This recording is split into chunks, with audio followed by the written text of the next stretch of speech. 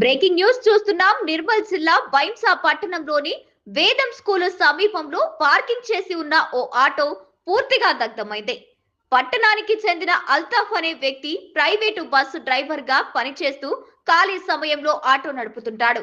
తన ఇంటి సమీపంలో పార్కు చేయగా ఒక్కసారిగా మంటలు ఆటో మొత్తాన్ని వ్యాప్తించాయి. సమాచారం అందుకున్న అగ్నిమాపక సిబ్బంది మంటలను ఆర్పివేశారు. అయితే మంటలు ఎలా వ్యాప్తించాయో అర్థం కావడం లేదు.